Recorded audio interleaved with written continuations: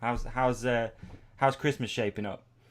Well, I don't know if you guys can tell by looking at me, but I'm definitely on the high risk list. All right, I'm fat and old, and usually shit faced. So I'm pretty much social distancing from all you selfish assholes in the North Pole. I'll be hanging out there with Mrs. Claus, possibly the girlfriend. Who knows? I don't know. But yeah, I don't want to get this shit. I don't care who doesn't want to wear a mask. I don't even want. I don't want to risk it. So yeah, I'll just get shit faced. You spoiled ass kids can get some shit next year. That's all I can do for you. You know So what I you mean? Yeah. so you're not doing anything. You're not delivering anything at all. Ho ho ho! Ho ho ho! Where's Ollie? Santa here? Ho ho ho! I know him. Where is Ollie? Where is Ollie? Merry Christmas!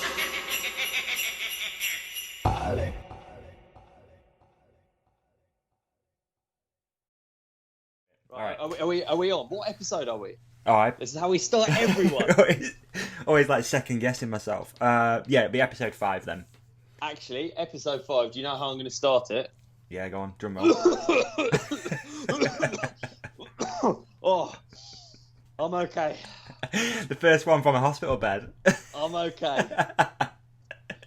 Survivor. Shit, dude, pulled through. I'm happy for you, man. For a moment there, I thought it was gonna be. It's hit miss. In fact, hang on. I want a super. Let's have a super clickbait YouTube clip. So Let's do it. So what was it like to almost die from COVID-19? Oh, that was nice. See, in the thumbnail That was it'll be nice. like, yeah. Yeah, perfect. You set it up. No, actually, we shouldn't joke because some people do die from COVID-19. But honestly, my experience of it was like a cold where I couldn't taste anything. Right. And I still can't taste anything. Really? Still. I can taste a bit more now, actually. That's a lie. I can taste. I tasted that some food tasted weird the other day, and I was right. Okay, right, really. Wow, Carrot. dude, fucking crazy. It's almost like what we were saying on WhatsApp. It's like the perfect ending to this year. It's like, you know, Mate, we've done all the yeah. lockdown stuff, and then Ollie gets COVID-19 and in the last month, in the last 2 weeks. I was trying to remember, David. I think, and again, if you had an editor and stuff to do this, we could go back through the archives. But Yeah. I think you had like some goal to not get it, Yeah. and I can't remember the conversation we had. I Yeah, can't remember no. whether. I think it was just that I was living my life, and I still am. And the game is don't get it. And Yeah, it's good. Yeah, it's a good game. In fact, we were talking about me and Emma were talking about it last night. Like, I haven't had a cold all year. Nothing. Usually, I get a little bit of Interesting. something. Like, especially because she used to work at a school, so she'd bring all the snots and sniffles and shits Yeah. and all sorts back with her from school. I've not had a single thing all year, dude. And I There you think go. that's one of the major positives of 2020. Is like, You've been carrying around Johnnies and putting them on doorknobs, haven't you? yeah, In public? always Yeah. carry a Johnny around. Yeah, dude. so that's worked. Yeah, so that's always worked. carry Yeah, a that's Johnny. good. It's worked, hasn't it? Yeah, So, yeah. I put one on every morning as well. Do you? Yeah. Just what, on hands or on the piece? On the junk, man, on the deal. On the junk. You put the balls in. Some girls like it. Some girls like it. There's plenty of space in there, man. I could probably get my foot in it. Well, dude, you've succeeded and I've failed. Let's be So honest. far, we've got to get through Christmas yet, which could be tough. But So I haven't really talked to you much about because obviously you think what happens after you. I guess everyone's had a moment of this of like, how do you reckon you got it? But then I saw this person and this person. You like try and trace it back. Just 'cause it's fucking interesting, and plus, there's not much more to think about when you're sat indoors for that amount of time. True.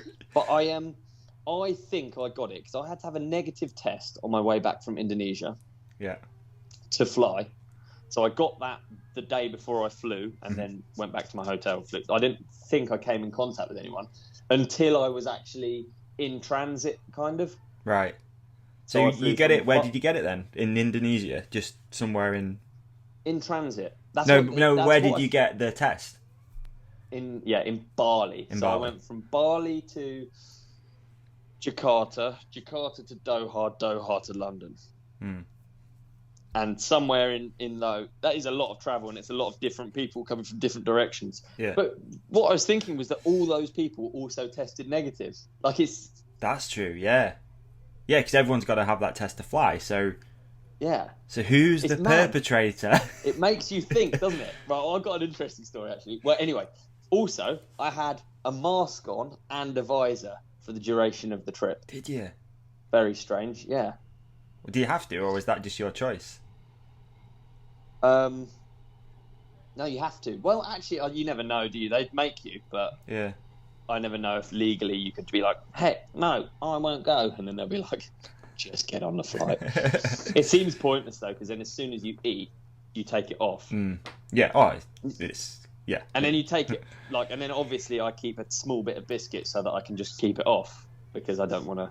You can put it back up, yeah. Yeah. But you're on the... Anyway. But in theory, you're on the flight, you're doing whatever, and you're negative because you've had the test to show you're negative, and anyone on that flight, staff, everyone, should... In theory. should be negative, right. But we are proof that is not the case. No. I actually sat next to a lady from the Philippines on my way back. I reckon she gave it to me.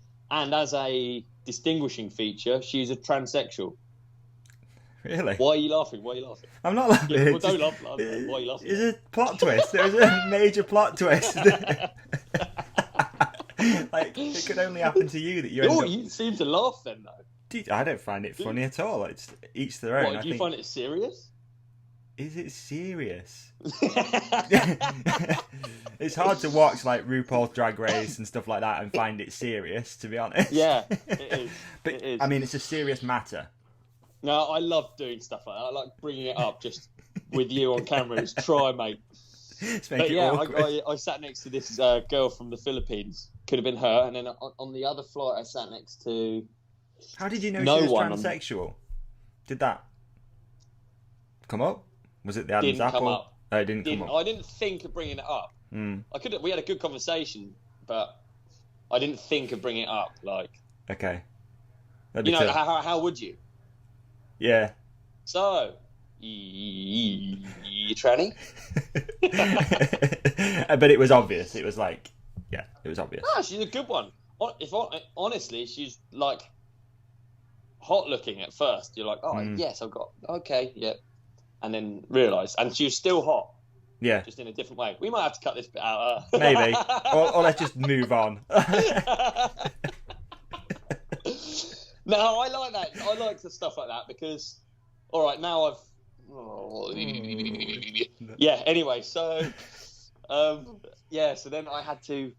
Another weird thing about this. So anyway, I've flown back with all these different people that I could have got it off. I get back. I'm meant to be void of quarantine because I'm a sports person and you get some exemption from quarantine. Anyway, I got the trails one day.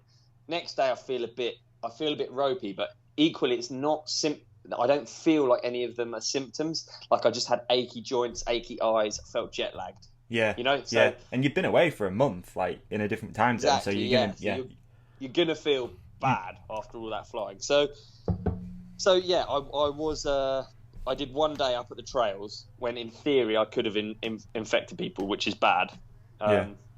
Anyway, after that, I went home and I stayed at home, and I got a test because I kind of felt like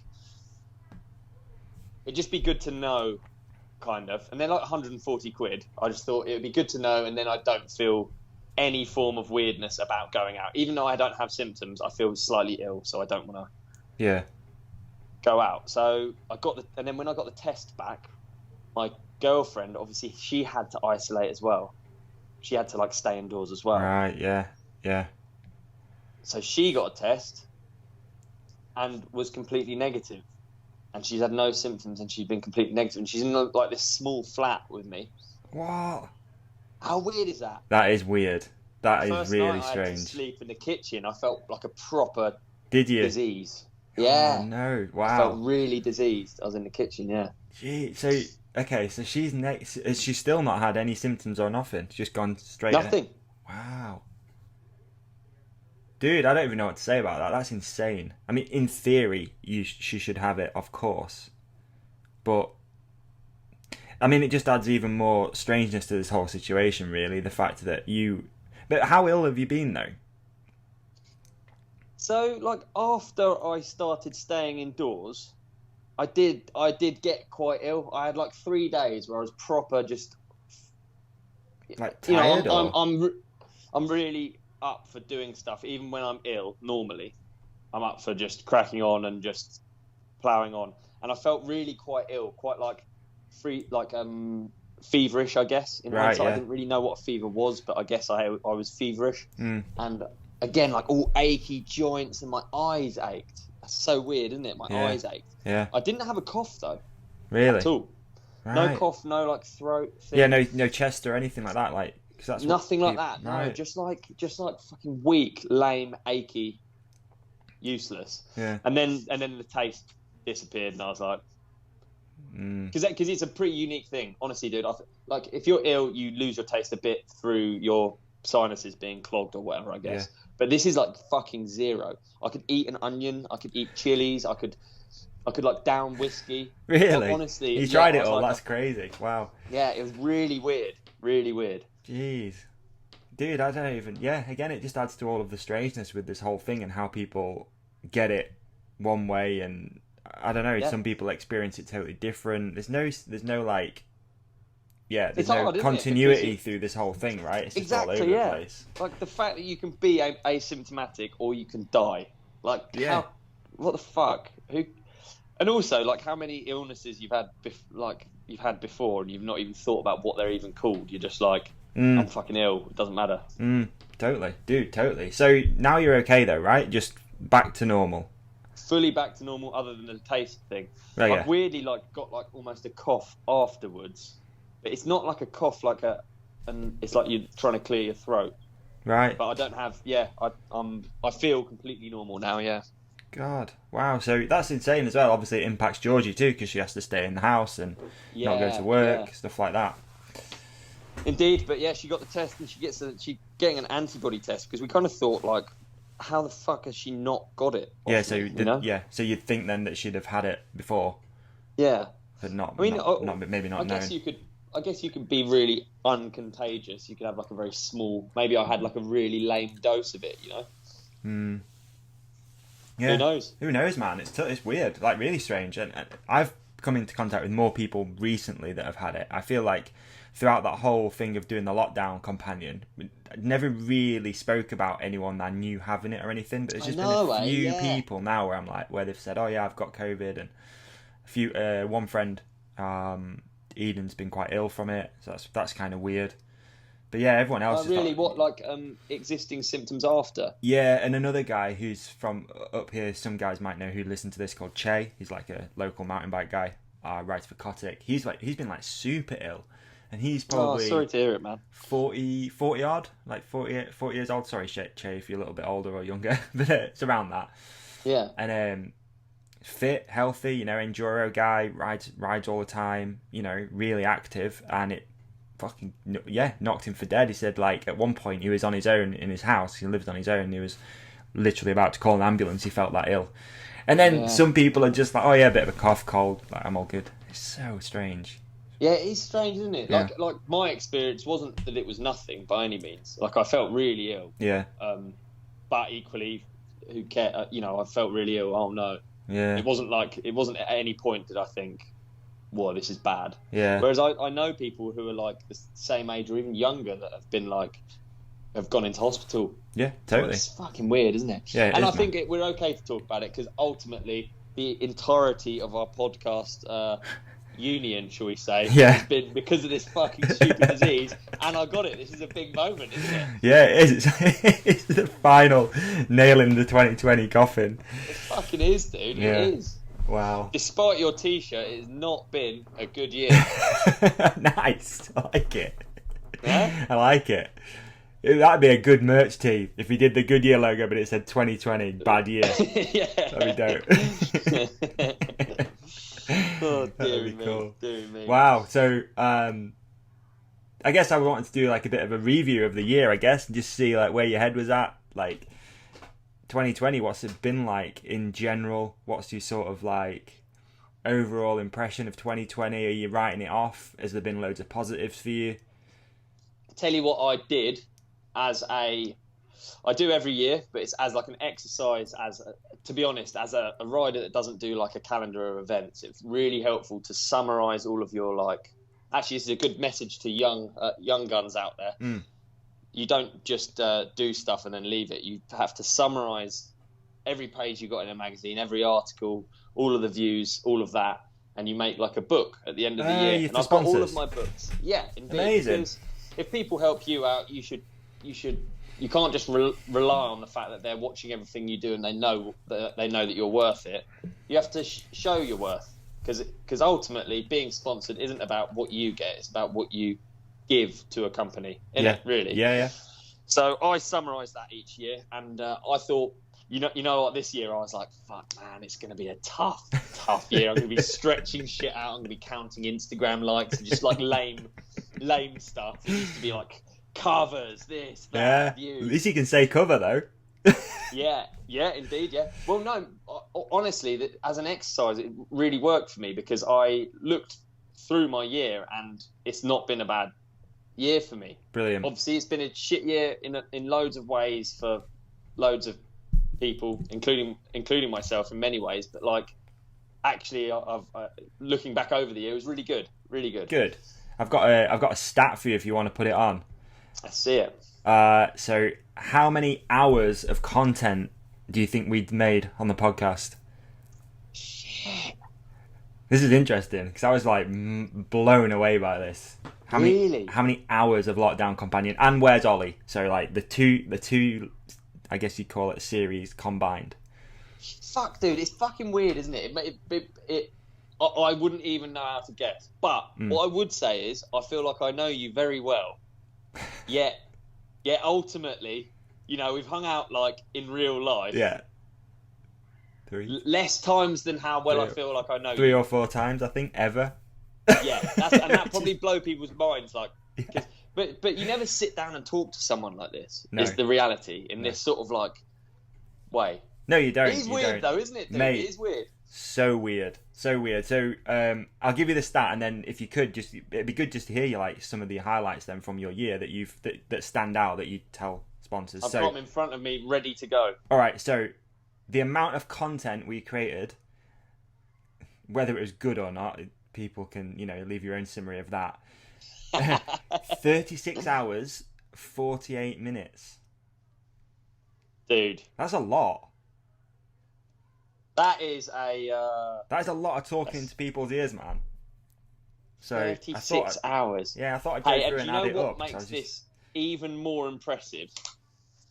That it was about next to nothing. Zero planning. 36 hours and 48 minutes of nearly zero planning. Yeah. That's cool, isn't it? Preparation. From my part, anyway, you do a lot more. You're very good. Yeah, I mean, I don't want... Yeah, well, all right, so you're crap as well. But then that means... then that means it's quite literally off the cuff, 36 hours, 48 minutes. Yeah. Insane. It's a lot, isn't it? There you go. It's a hell of It is a lot.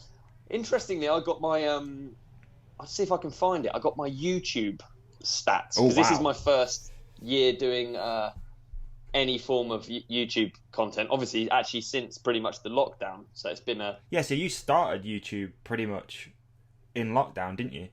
Yeah. I had an account that I... I remember. It had like a few hundred subscribers, didn't it?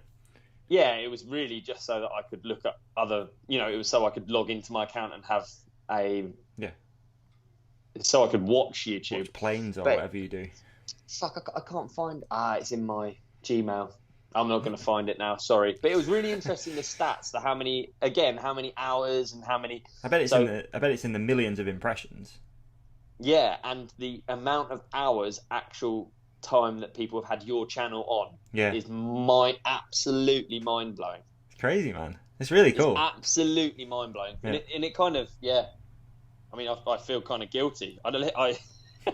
So is YouTube a thing now? Because YouTube for you at the start of the year wasn't even a thing. You wouldn't have told a sponsor that you're going to be doing YouTube, for example. No, But it just now, has to be. It does have to be a thing. Now. You think? It has to be. I Yeah. think your whole And perception of it's changed throughout the year. Yeah, no doubt. And ultimately, yeah, no doubt. I have to try and move with the times. Otherwise, I have to get a different job, essentially. Yeah. And like, it was never something that I didn't want to be responsible for editing stuff, or like, I wanted to leave that to people who are really good at editing stuff and really good at.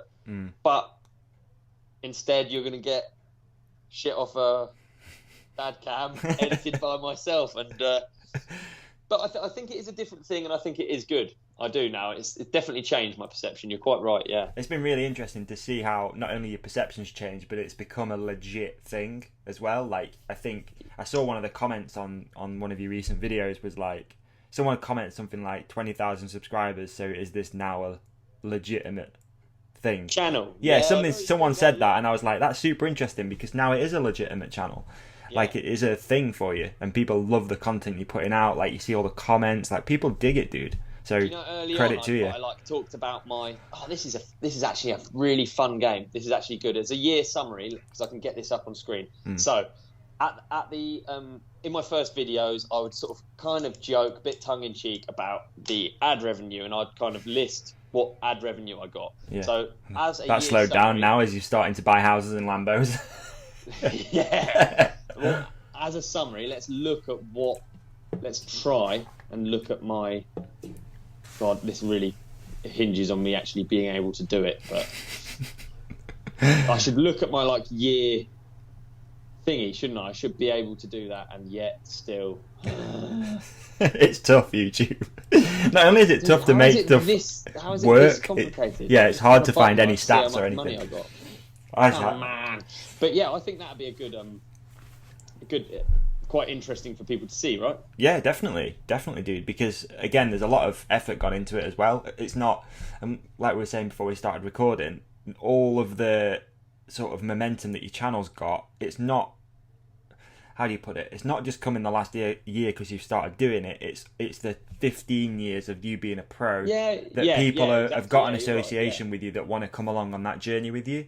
It's not just like a new guy on the scene and all of a sudden it's blown up. Like, you're established as a athlete. Yeah, you have to already be established. Yeah, indeed. Yeah. And obviously that's why it's grown, and people probably already had.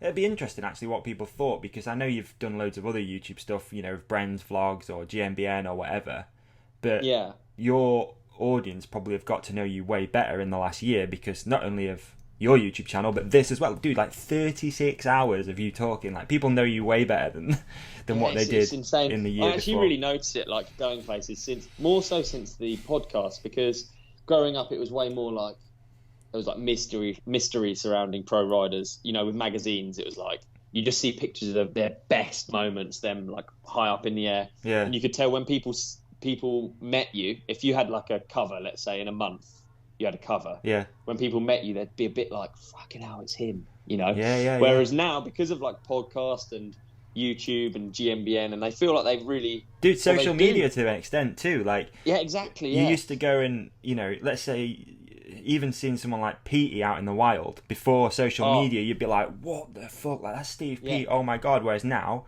you can watch him brushing his teeth in the morning if you want to follow him on Instagram or whatever he's up to. Like, you know so much more about these people, and I think it makes people way more approachable as well. Definitely. It creates a weird imbalance, because you have to appreciate that you're like, if I don't know who someone is, so they're just the person like coming up like smiling and then making like a personal joke.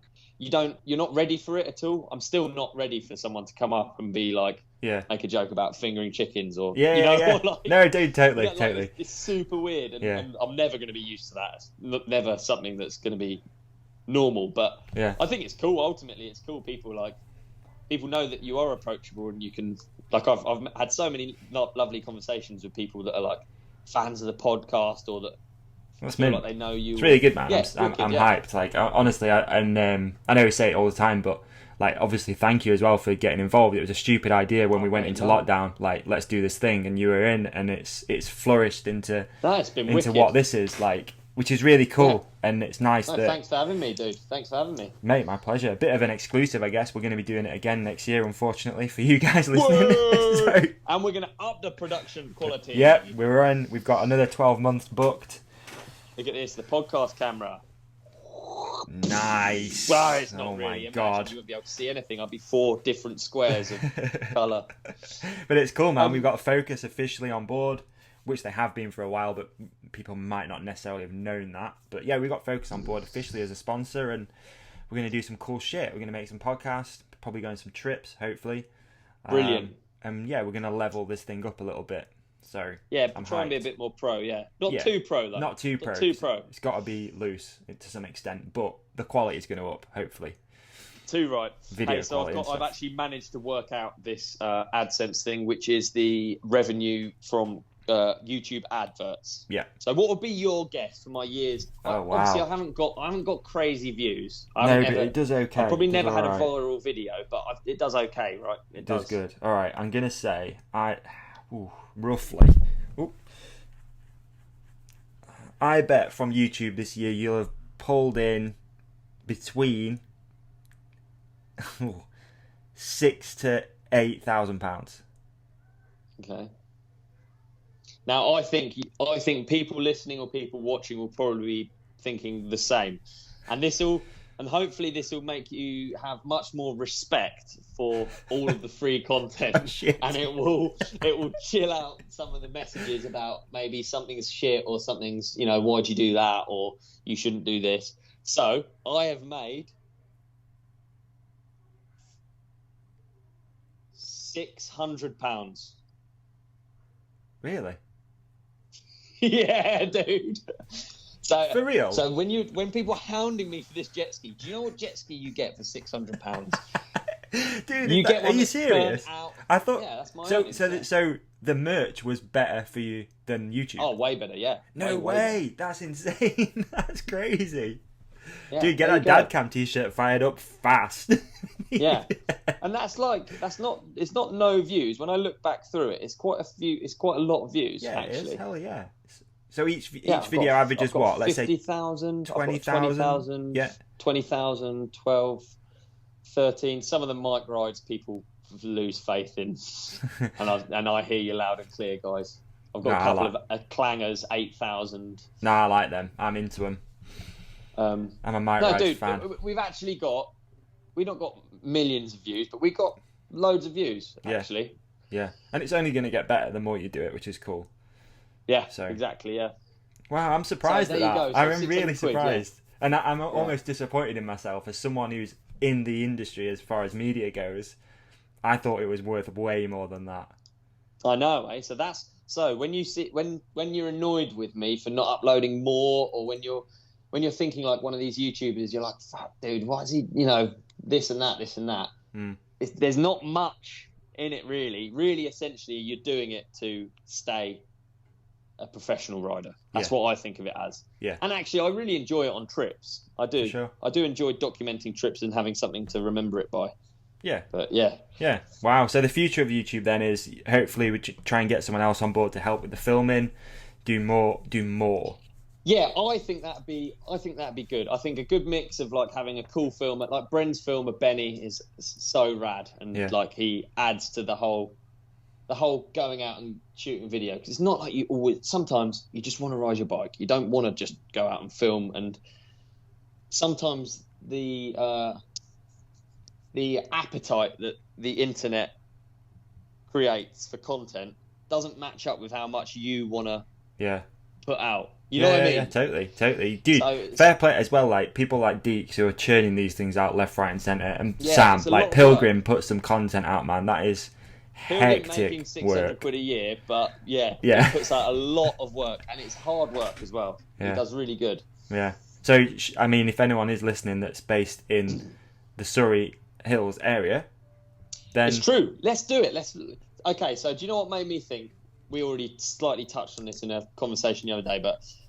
So I've been watching, and one of my things to watch is Because, dude, since I don't know if I told you about this, but since I was in Bali, I'm kind of a surfer now. Yeah, alright? okay. So, yeah, you know, I'm a professional mountain bike rider, but my real passion lies in the ocean. And You're a waterman. I can't swim very well or surf. Some say at all. Yeah. But I really like surfing now. So I've been watching Jamie O'Brien vlogs. Obviously, I used to watch like Who Is JOB, but I really like his vlogs more. And I watch these things thinking, how can I improve my own output? You know, and there's something about his vlogs and about his cameraman that's really cool. It's like the interaction between him and his like filmer. Yeah, that's rad. Yeah, and that's really what I'd love to find. Okay, so we need someone with personality in the Surrey Hills. Ultimately, that'd be ideal. Who's up for polishing turds? Because that's really that's what JOB does well, man. He's going out and surfing once a week on camera. I'm sure he's having loads of sessions off camera, but he's making the most of these once a week or twice a week, whatever. Yeah, I really like his shit as well, man. I really like it. I think. Yeah. The thing here's I've got back into watching Jon Olsen a little bit. Don't know if you watched much of his stuff, but no, I didn't because he had that camo Lamborghini, and I thought, whoa. But I'm more just interested in him. It's more like the content's good, but I'm more just interested in how he's marketing himself. Like he's got this clothing brand called C'est Normal. I don't know if you've heard of it. No. But dude, like the way he's put that on a pedestal and made it so desirable. I think he's got a weird audience. I was talking about this with a friend the other day. He's got a weird audience where he's like, it's not really. I don't think it's kids and stuff watching his stuff. It's more like probably young adults and probably middle-aged blokes that have got a little bit of disposable income that are like on the fringes of buying a supercar and stuff like that. I feel like he's got. Wow, really? There yeah, you go, definitely, because his shit's not cheap, dude. Like you want to buy a say Normal or whatever it is hoodie, they're like 100 and odd quid. It's quite expensive for a hoodie, but he put like a new collection out the other day, like, and it sold out instantly. Within an hour, the whole thing had gone, and his payment provider apparently had sent him an email saying like, we can't handle any more payments. It's done. Like we can't. Our servers can't keep up. And I'm more just interested in like how he's created that, because that is insane. That is very interesting, isn't it? Yeah. Insane. And I always think about like the Tim Ferriss thing that he said once, the Tim Ferriss kiss. So he had to be really careful because his platform was so big that if he like mentioned this pen, that company that creates that pen would blow up so big that they couldn't handle it. So it just interests me more than anything. I'm like, wow, isn't it cool that you can build a platform that big that will that's proper.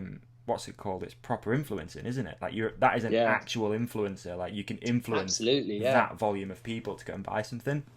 So I've just been watching a bit more of his stuff. Like again, he's doing it at the moment with this boat. He's building this like crazy boat, C'est Normal boat, which is gonna be like the fastest rig on the planet. It's just ridiculous. Like it's Playboy shit. Like it is millionaire lifestyle stuff, and it's. I think it's cool though, man, because ultimately then you end up, you know, if there's a motivation for me to just grow a YouTube channel, it's not to like make loads of money. It's just to crack on with stuff that I'm interested in. That can change as I get older. Yeah. And that can be different things, you know, and it can be. I don't know. I don't think of. Ultimately, what I think I struggle with all of it is I don't think that much of myself in terms of like it's a weird thought to me that anyone would want to watch stuff in a way. Yeah, that might sound really fucking stupid, but it doesn't, man. It doesn't at all, because I have the same battles all the time that I'm like, as if people are actually listening to what I have to say, and but if you get over that and you actually think of it as like a fun output that you enjoy the process of making, then I think it's okay. I think it's all right. I think for me, like this year's been a massive change in that, to be honest, because I feel like the lockdown companion allowed me, as like this podcast guy host thing, to just be me, and which has just been to fuck about with you, if that, you know what I mean? Yeah. Which I think's made all the other content better, because I'm a bit more like, I just chilled out now. Like this is it. This is what we're all about. Yeah, fuck it. Whereas before, there's definitely been episodes and occasions where I'm like trying to be someone that you maybe not. You're just trying to make what you think people want, rather than doing what you want to do. Someone. Yeah, I bumped into someone at the trails who was a podcast fan, and he worked in a bike shop, and he said it's first of all, he said it's fucking weird to But he said all of the stuff I was saying earlier, so he feels like he really knows me, and it's really weird to actually meet me in real life. He's a super cool guy. And then he was like, and dude, I work in a shop, and fucking Davey came in. It was the weirdest experience. Like, how many hours he's listened to your voice. Yeah. And then you come in the shop and you're flogging him, I don't know what, B-days and stuff, whatever, like butt washers. No, but honestly, it is was weird. So weird. It It's is like, weird. fuck, it's actually the same bloke. It's actually, it's him. It's like, Yeah, it is weird. It is strange. Yeah, it's cool though. very strange indeed. I guess it's what it is. Like, it's what, you know, it is. That's what happens when you put yourself out. It's like people see you, they hear my voice. It's just, you know, it's weird, but it is weird. So yeah, I've been watching JOB vlogs, and like, there's so many parallels to surfing and not mountain biking in general, but dirt jumps, trails, actual trails, not bike parks, like trails that you protect and look after. And like, I love that. I love that he's now the boss. He lives on Pipeline on this beach. yeah, he does. Yeah, he lives like on the beach, right? If he wants a wave, he gets a wave. You get out of the fucking way. That's Jamie O'Brien. Yeah. Like, none of this gets talked about, but you can just tell he's just the fucking boss. And it's the same with trails. After a few years, you build up respect between people. And like, dude, if anyone, like, of the legends around here, the trail bosses around here, if any of them show up at our trails, it's like, we're so hyped to have them turn up. Yeah. Any opportunity to ride with these dudes and to like bike with someone that's put that much into a spot and that much into an obsession. Yeah. You're just hyped, and the same goes both ways. Like, it's really cool. And yet, if you turn up and you're not one of the bosses, you get the fuck out. And I really like that about like surfing and trails. It's like, it is quite really similar in a lot it's of quite ways. similar. Yeah, I think it's a really tight community as well. I think by the looking from the outside in on surfing, it's a super tight community. And I know from my own dirt jumping days that our spot was super tight. Like, if people came and it wasn't rude, but like, if you didn't know him, you're like, everyone's like, who's this? Who's that over there on that bike? Like, what the fuck? They've not come over and said hello yet. Like, no. It's awkward. Like, what's going on? I've not talked about this before, right? At our old spot, we always had something called an anti-mincer device, or you might have heard them as squirrel catchers. Okay. Anyway, what this is you have a obstacle at the start of the line, so you can have all number of easy jumps further on, perfect easy jumps that someone with a low skill base would really enjoy. Yeah. But they have to first of all get through the anti-mincer device or the squirrel catcher, and our one was so horrible. Really? It was 2 piles of crates that we had dragged up the woods. Yeah. And so you barely had enough time to pedal, and then you had to wheelie drop off into like a really steep vert landing with a real tight bomb hole straight into jump. And I love that.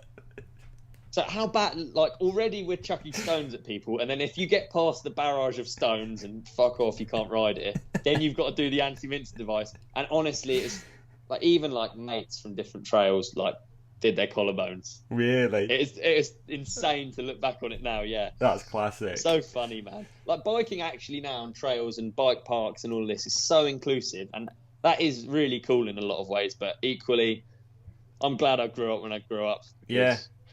It taught me a lot. I think it's good. Definitely, man. Similar as well, to be honest, especially growing up in that like trails environment of riding dirt jumps a lot. It was it wasn't very inclusive at times, let's just put it that way. There was definitely times where you went place and you're like, we are not welcome here at all. Like, this is and there was a huge, I don't know if it's even there anymore, you'll probably be able to tell me, but like there was a massive mountain bike BMX divide.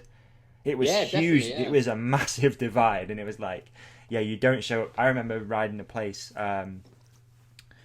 Who was it now? You heard of Tom Justice? Yes. Yeah. So Tom used to have a place over in Nottingham, and I remember going there after a jam. We went to a jam. It's like not Jippo, something like that. Some jam we went to. Yeah. And I was the first mountain biker to get through those trails, and it wasn't because no one could get through them. It was just because they'd not let any other mountain biker ride them before. That's well good. Yeah, it's weird, really crazy. Well, dude, you know, I live in I obviously have some really amazing spots around me, and I'm so lucky to ride and sort of hang out with a guy called Jimmy Pratt, because instantly he broke down any kind of BMX mountain bike barrier, because he was just No one gave a fuck what bike he was on. He was so much sicker than everyone else. He's so much better. Yeah. He's going 2 foot higher. He's going backwards. His spins are more nose down. Like, there's no arguing with it. You couldn't be like, nah, mountain bikes this, BMX that, or vice versa. Yeah. That guy didn't care what he was on. He was just way better. So he paved the way for and ultimately he still has the best set of trails, in my opinion, in the world that I've ever ridden. Really, yeah. And Yeah, obviously, and he's a Ollie, my mountain business biker, partner, has so- been down there a few times, like raves about it every time. Apparently, Yeah. it's insane. I've never been, but apparently it's That's insane. real deal spot. So I've always been very lucky with all that. But For sure. yeah, I think it's funny. Certainly now you get people who maybe haven't been into it as long. They hear something like no dig, no ride, and you'd be like, oh, it's elitist, it's non-inclusive, and you can look at it like that, or you can think, if no one digs, there's nothing to ride. That's really what it means. If no one digs, there's nothing to ride. So either you can be a chump that goes around riding stuff that other people have dug, Yep. or you can contribute and build stuff that you want. I don't know. I think don't look at it in a bad way. Look at it in a think positive. Like, I if feel no like one no digs, dig, no one can ride initially used to mean if you didn't go to someone else's trails and dig there first, you couldn't ride them. No? Well, not for me. I kind of think I was only allowed to ride at other people's trails because I dig my own, Your own and then trails. they can come and ride mine. Yeah. So ultimately, it's like that whole it all comes out in the wash kind of thing. That's how it always worked when I was younger. But yeah, well, if they're all digging, you dig.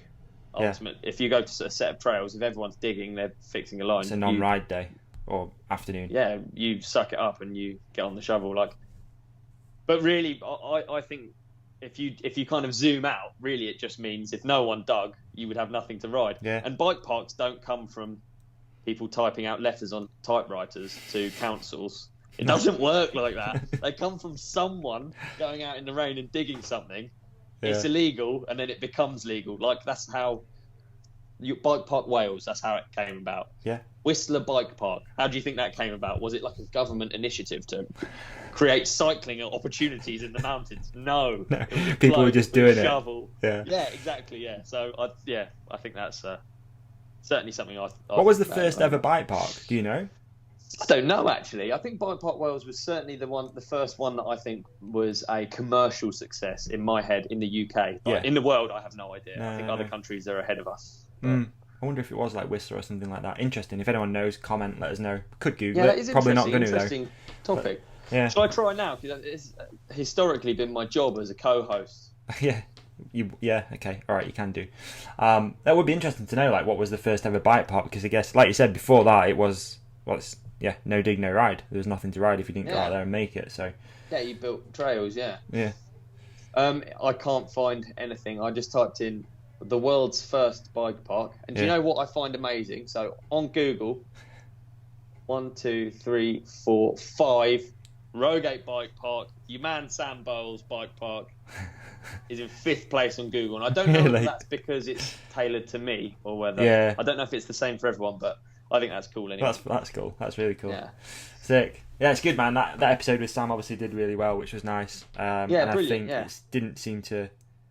I don't know. I was like I said to you before, I was pretty scared about putting that out, but it seemed to have done really well, so it's good. Wicked. Sam knows his shit. Sam is very, very good. So... Indeed. And he's it's raining outside, he's probably right now fixing some turns. Yeah, probably. Because that's why places work. Yeah, true. So 2020s, if it was a percentage, how much is positive, how much is negative? I'd say 23% positive, 23% negative to make a total of 23%. 66. No, it's not. It's 46. No, I don't know. Where's your video gone? What have you done? I feel like I'm Maurice is calling me. Oh. I'm back in the room. Sorry, dude. Should have got him on. Yeah, my percentage is actually quite high because regardless of there being lots of sadness and upset, I've been really, really lucky. So yeah, I feel a little bit guilty for it. I've managed to go all over the world this year and actually just crack on. And then being at home isn't bad because I love being at home. So like, there's no I guess the things I've missed on my negatives to start to add some contrast are that I've missed out going to the street races, and I do love them. Yeah, I bet they are fun. But yeah, I think it's the only way you can look at it, man. I've been really trying, especially over the last, because I did get a little bit neggy. I got a little bit negative over the last sort of few weeks before, just like, oh, it's just a bit sick of it. I guess because Christmas has come in, and I'm not Christmassy. Are you Christmassy?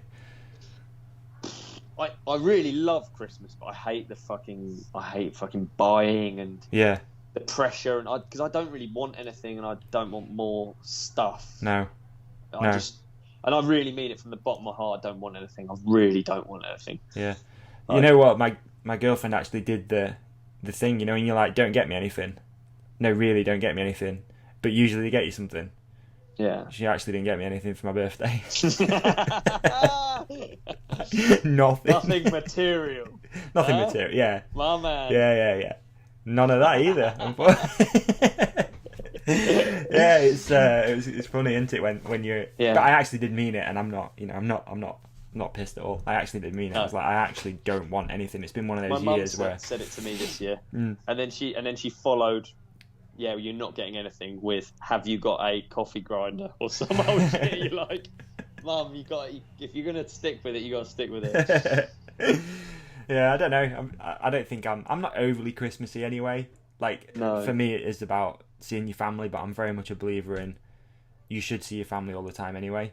And do you know what I think don't have one day for it. Well, if you shit out a kid, yeah, well, maybe not specifically you, because that'd be very strange. But yeah, it would be awful. if you shit out a kid, then I think ultimately all of it becomes exciting and fun again, because you get to see it through their eyes. It'd be like, as a kid, Christmas was so exciting, and it wasn't necessarily the things that you get. It was just like, I don't know, James Bond was on TV. It was cold outside. It was all warm inside. Yeah. The decorations, everything was cool about it. I remember. Yeah, no, you're right. I do. Yeah, Christmas did definitely used to be cool. I think my parents were split up too. Like, they were really good friends, but I used to get 2 lots of presents, and that was sick. Like, you'd open all my presents at my mum's, and then it'd be like, go down to your dad's, and then I'd have all my shit there. Even though every year it was the same presents, because I'd just be like, I want some new motocross boots, or a new helmet, or a bike, or it's like the same shit all the time. But yeah, ultimately it's really nice. You've got really fond memories of Christmas, and it's a shame when you get a bit older you'll lose that Christmas spirit a little bit. I have anyway, and I think a lot of it, been honest, like a lot of it's been like financial stuff as well. I've never not really been in a position to be like, oh, I just want to buy like awesome gifts for people, because I'd rather give than get. But I've not been in a position to do that for ages, and now we are. It's like we're not allowed to see them anyway, so it's pointless. Bumming, I don't really know about all of that, but I haven't even thought about that yet. But I think bumming generally, if you're involved in like an industry that is like a passion thing, I think you have to just become good at being a bum. Yeah. And like part of me being a bum was certainly like teaching myself that I didn't need anything. Yeah. Maybe like I just don't want anything. Same. I really mean it. I really don't want anything, and it sucks, because it means that you value things that you do get. You value them less. Like, I don't get as excited about a new bike as I should. I feel sometimes like I'm just numb to it. I want things that I kind of can't. I can't just get with money, kind of. Yeah, dude, totally. It is a weird thing. Like, not being materialistic. It's nice. It's definitely really nice, but some people just don't get it. My mum especially, she'll be like, what do you mean you don't want anything? I'm like, I don't want anything. I don't need anything. If I want it, I'll just get it. Like, you don't need to get it me. It's just a bit of a shift. Also, I find it much harder to like think of presents for other people, because I think you don't want that shit. You know, everything I think of, I'm like, it's plasticky old crap. You don't want that. I'm with you 100%, dude. Christmas spirit right here. We suck. Oh. Have you ever heard like the story about about Santa being a shaman? Have you ever heard that story? No. Oh, it's fucking so interesting, dude. So basically, the premise is that Santa, basically the reason he's in red and white is because it's to do with the Amanita muscaria mushroom, which is red and white. It's like the most popular mushroom, that red and white one, the magic mushroom. Yeah. And that Santa was a shaman, and that he used to go out and pick mushrooms, put them in a sack, and then he'd deliver them to people's houses on the winter solstice, which is the 21st of December. So the whole thing about Christmas is pretty much that it's from this psilocybin magic mushroom thing. So the reason there's a tree with presents is because that mushroom grows underneath conifer and birch trees. And then the reason that there'd be baubles on the tree is because you'd hang them there to dry. And then the reason that you'd have a stocking is because you'd put the mushroom in the stocking by the fireplace to dry the mushrooms so you could take them. Super interesting, dude. No way. Yeah, and like the reindeer. And is this like... Is this for real? Is this like a... Is this Dude, something that's documented, or is it a theory? No, it's in my opinion, it's the origins of Christmas. In my opinion. See, I thought that Father Christmas was red because of Coca-Cola. Apparently, that's true, but I don't know. I heard he started off blue. A lot of it, the shaman used to wear blue. Like Papa Smurf. Yeah, and then the reason that there's like flying reindeers is because that's what people would see when they'd have these like crazy magic mushroom trips. And the reason Rudolph's got a red nose is because the red represents the mushroom and it's leading the way. It's at the front. Right. Okay. Wow. Right. I've actually just quickly looked it up. Talked about that quite well, actually. Yeah, that's really interesting. That's really interesting. Coca-Cola did not create the legend of Santa Claus. Before 1931, there were many different depictions of Santa Claus around the world. But Coca-Cola commissioned the illustrator Haddon Sundblom to paint Santa for Christmas advertisements, and I think it's just like the general image of him. Yeah, that we've kind of adopted the hardest is from there. So that doesn't mean that the mushroom thing isn't true. It just means that, like, I don't know. If you look at any depictions of like guy, rosy cheeks. Yeah, if you look at any depictions of like old shamans, they're always white beard, old blokes. Yeah. Basically, that's like the look. The reality of the original one's way more crusty and listens to like I don't know. He's just a hippie. He's just an old school hippie. Pretty cool, man. I like that story. It's funny. That is very interesting. It's always one to recite. So that's kind of the history of Christmas, in my opinion. There you go. Mushrooms. Yeah. What are you going to do? Any mushrooms? I guess it's up to your winter solstice now, isn't it? It's nearly the day. Nearly the day, yeah. So yeah, 3 days away. You know what? I've only ever done mushrooms twice in my life, and any good? The last time was deep, man. I went deep, like real deep. It was a really, really scary but really nice experience on a canal boat. And there you go. I don't think I'm rushing to do them again, if I'm honest. It was almost like you've had like that perfect experience with it, and now I don't want to taint it. Yeah. I went deep, dude. I don't have any mushroom experiences. I'm a really boring guy. I have lots of just biking experiences. But that's why we make a good team, you know. Yeah, maybe. I ended up in this like on a canal boat. I say ended up. It was a stag do, and it was like really narrow beds, and it felt like I was in a coffin. And then I was tripping so bad. All my friends kept coming in because we were on a stag do, and they'd be like, "Are you okay? Are you okay?" And they were all stood around my bed like I was dying.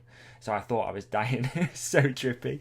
And like this canal boat had like speakers running through it, and there was a speaker like right above my head, playing this darkest, weirdest, like, you know, Alton Towers theme.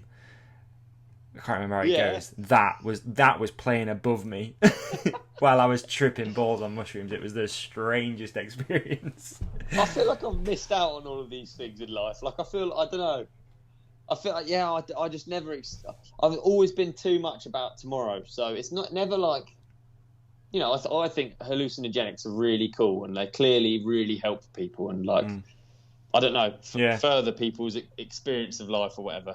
But I've just always been too hard about tomorrow. What's happening tomorrow? Are we going up the trails? Are we going riding? Yeah. And it just fucks it completely. Like nights out are fucked. Like doing hallucinogenic drugs are out the window. Like I know it's raining tomorrow. I could take mushrooms now and I'd maybe we could do that tomorrow. Next year. We'll tell Focus not to. Just in case, dude. Just in case. Yeah. I can't do it. I'm like that with drinking now. Like I don't drink. Exactly, the last time I had a drink was at Freedom Ride. That was the last drink. Yeah, same.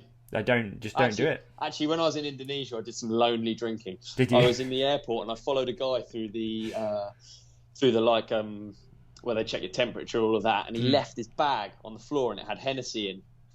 So I was like, oh shit, I'll just catch up with him in the queue. So I picked it up when I left the temperature thing. It wasn't anal, it wasn't rectal, it was just and waddled up. And then I never caught up with him, so I just kind of got to the airport and I had this Hennessy. Amazing. And then I was just stuck in a hotel, so I just did some lonely drinking then, but not drinking like the drinking I last did with you. No, that was hardcore drinking. For me. That's hardcore. Yeah, highlight of 2020 then for me. I'll be honest. Freedom Ride was my highlight. Freedom Ride, wicked, good, 100% because we got a load of people. Yeah, we got a load of people together, and I mean that in the way that we were social distanced, and there weren't loads of people, but we got people together, man, and some awesome stuff's come from just that one event. And it's like it's interesting to think if we'd done more of those, that more events. I mean, like going out, whether it was races or whatever, what could have come from it. So Freedom Ride was definitely up there for me as like a top. That was brilliant. It was so much fun.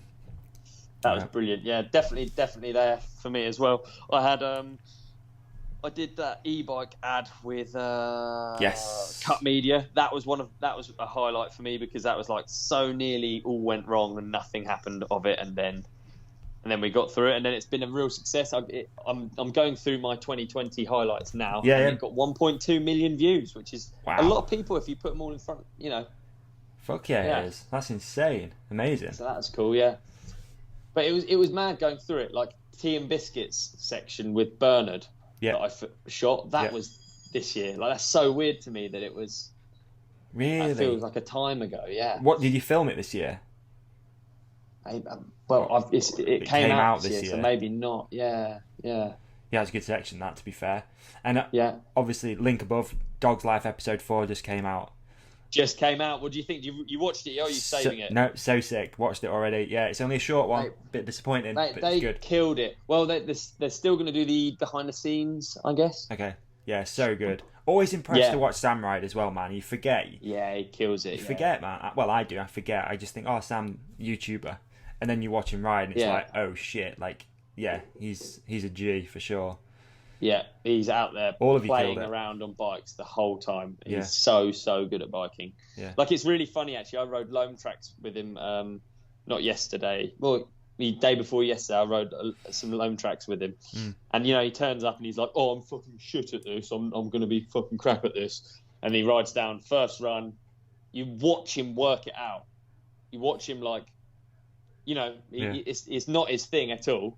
And so he'll do one run, he's a bit shaky. Next run, he's literally up to speed. He's going as fast as someone who rides. Yeah, he's just such an amazing bike rider. Yeah.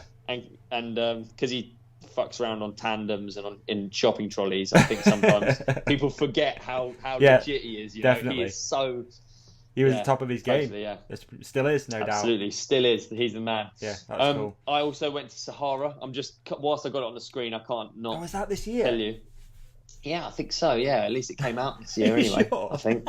No, I'm not sure. But it will have been. It was like January. I packed stuff in. Yeah, it was for that. It was for that Focus launch, which will have been surely the 2020 bike, which will have come out this year. Sure, maybe. Do you know what maybe I've done is maybe the article came out. Yeah. Because I had an article in Cranked from it. So, yeah, it's still in this year's highlights, but, yeah, I kind of class it as this year. And I went to Italy, I went to Indonesia. Yeah, I really can't complain. I've had a thoroughly enjoyable. The only place you've not been is up north in England. I haven't been up north in England. Oh, you went past it. You went all the way up north to Scotland. Yeah, I went to Scotland. Yeah. No, I haven't really need to, dude. I do apologise. It's just my car goes at like 45, 50 miles an hour, so it would take me kind of quite a long time to get to you. But I will. I'll make a trip. I'll borrow a car and make a trip. Yeah, we'll do it. We need to go out on the Ebs, don't we? Yeah, we do, definitely. Because, of course, that's a big 2020 thing for you. Yeah. The addition of an e-bike to your bicycle quiver. Definitely, mate, and absolutely frothing on it as well. I absolutely love it. It's so much fun. And looking forward to getting out this weekend. Actually, I've not been out for. I am quite bad. I am a fair weather guy. I'll be honest. I am a fair weather rider. I look outside and if it's pissing it down, I'm like, nah. I don't mind if you're out and it starts raining. Cool, whatever, bring it.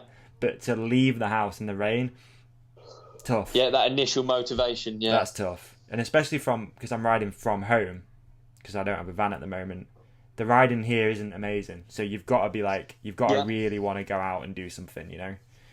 It's Extra motivated. It's yeah, a long absolutely, ride yeah. to get to the peaks from me. It's like, well, not long-ish. It's like 10 miles, which is Yeah. decent. You know, you've got to really Yeah. want to go out there. So yeah, chilling out a little bit on that. But yeah, this weekend I'm getting out. I've got to rack some miles up. 100 miles in December. It's the aim because the handbook. So Yes. How far are you through your challenges then? I'm doing okay. I think I'm doing all right. I did a half marathon on my birthday for Man, yeah, I know. You're nutter, aren't you? for no reason at all. It was horrible. But yeah, I'm doing all right. I don't tick them off. I just know what's on there, and I just keep doing them almost in my head. I need to do some more of the riding ones actually. There's a few in here. Has like- anyone submitted a ticked off completed No, Winter Defiance handbook? no. There's some tough ones on there, man. You know, like I feel like stuff like the tattoo is gonna hold people back. You know, that's gonna hold. Definitely shaving your head. That could hold someone back as well. I think you're probably not gonna get those unless you're really dedicated. But yeah, I'm actually doing all right. I'm getting through it, to be honest. The more I think about it, the more I'm like, yeah, I'm doing okay actually. Nice. So yeah, I'm just gonna keep plodding on. I've still got 3 months to go. So Yeah. you know, keep plodding on. Keep Still making it there, happen. there's still things to do. Yeah, and it's not about It's done its completing job. it. It's not about completing it. Well, it is. It's but not. Okay, I was just interested if someone had. That'd Yeah, be that's interesting to more. me. There's some people though, man, that are killing it. There's a few people on Instagram, you know, you are they're hustling. Like they're out getting after it. Are they? Yeah, there's a few on there. There's someone, Imogen, I think it is. Sorry, I can't remember your Instagram handle. Imogen. She's out hustling, man. Is she? Yeah. Yeah, snowmen, water, like wild swimming, getting after it. Imogen, dude, you're making Imogen shave her head. Imogen, don't do it. Fuck the Tattooed. Winter Defiance. Do everything but. You don't need to shave your head. Got an O-dub tattoo. Definitely don't get that. Definitely don't get that. Speaking of Instagram people, Yes. before we move on to something else, excuse me. Oh. So remember Leo, whose Tinder bio we Yeah. We What wrote? a guy. well, I got him to send an update, a video update. Good. So, yeah, so I'm going to play it for you now, and for the listeners, I'll Please. insert the audio and a video as well if you're watching on YouTube. So this is just a bit of an update from our boy Leo. So so he was using big dick, very strong. Sounds so. Yeah, hang on, I'll tell you exactly what. So he requested us to set up a Twitter bio, Tinder bio for him. So we went with, it says bio as advised by the Hook It podcast, big dick, overwhelmingly strong, open-minded, Lake-tober ambassador.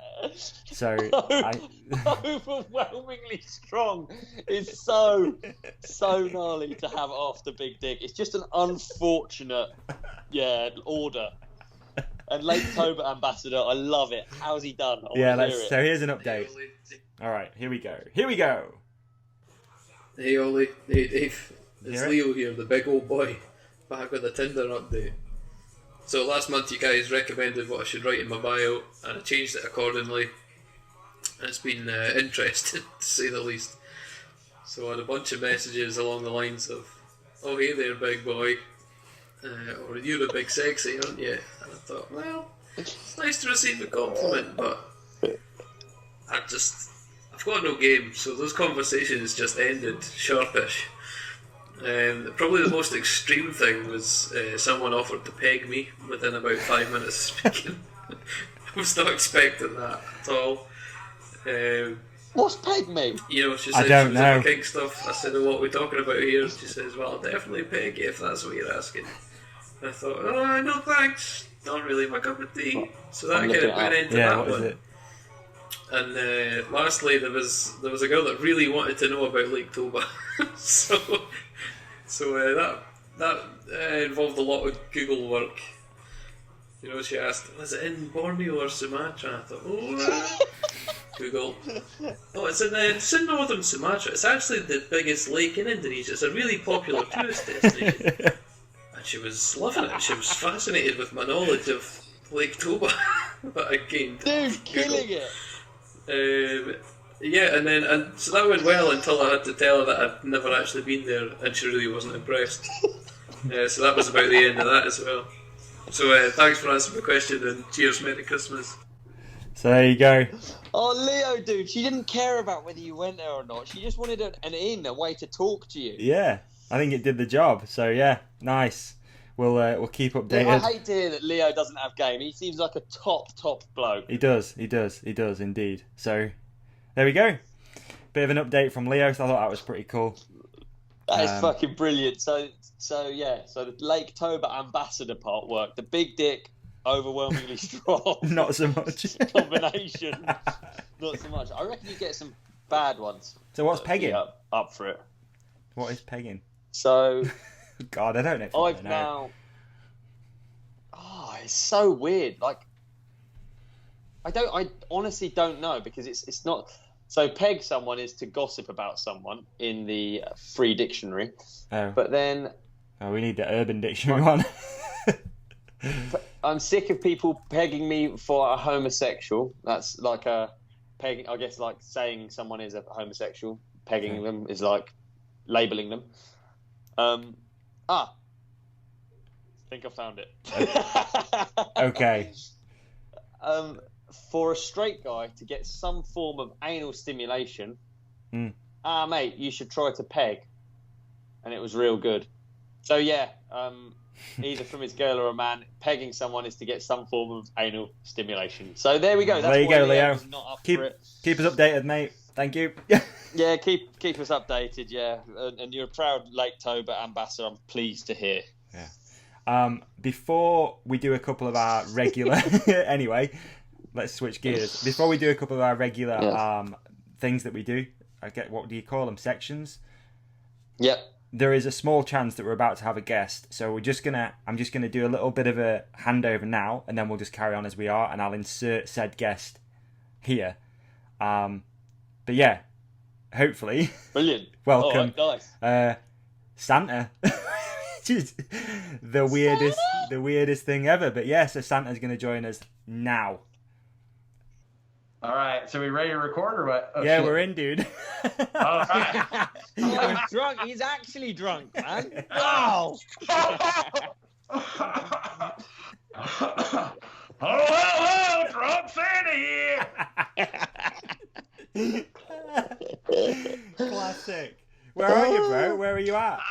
I'm over here in this fucking piece of shit studio, Hectic Films. It's complete garbage. They don't even know what the hell they're doing over here. I thought I'd save money, going to a bunch of cheaper company, but yeah, it wasn't worth it. Not at all.